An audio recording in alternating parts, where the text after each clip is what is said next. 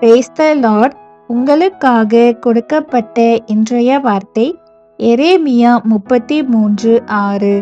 இதோ நான் அவர்களுக்கு சௌக்கியமும் ஆரோக்கியமும் வரப்பண்ணி அவர்களை குணமாக்கி அவர்களுக்கு பரிபூர்ண சமாதானத்தையும் சத்தியத்தையும் வெளிப்படுத்துவேன்.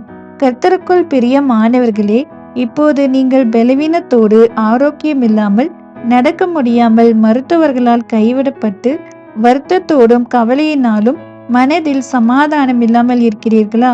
தேவன் சொல்கிறார், நான் அவர்களுக்கு, அதாவது உங்களுக்கு சௌக்கியமும் ஆரோக்கியமும் வரப்பண்ணி உங்கள் பலவீனங்களையும் நோய்களையும் குணமாக்கி உங்களுக்கு பரிபூர்ண சமாதானத்தையும் சத்தியத்தையும் வெளிப்படுத்துவேன் என்று உங்களுக்கு ஆறுதலான வார்த்தையை சொல்லுகிறார். நீங்கள் இந்த வார்த்தையின் மேல் விசுவாசம் வைக்க வேண்டும். அப்போதுதான் விடுதலை கிடைக்கும். வேதத்தில் 38 வருஷமாக ஒரு மனிதன் வியாதிப்பட்டு நடக்க முடியாமல் படுக்கையில்தான் இருப்பான். அவன் அலங்கார வாசல் என்ற இடத்தில் படுத்து கொண்டிருப்பான். அங்கே ஒரு குளம் இருந்தது.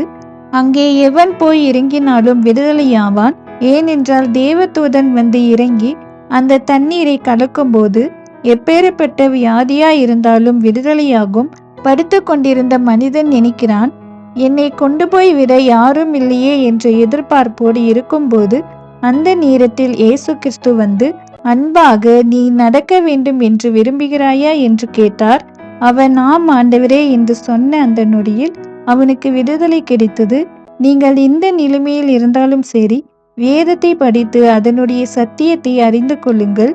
அப்போது தேவன் சௌக்கியமும் ஆரோக்கியமும் வரப்பண்ணி பரிபூர்ண சமாதானத்தை தந்து உங்களை குணமாக்குவார். ஆமேன்.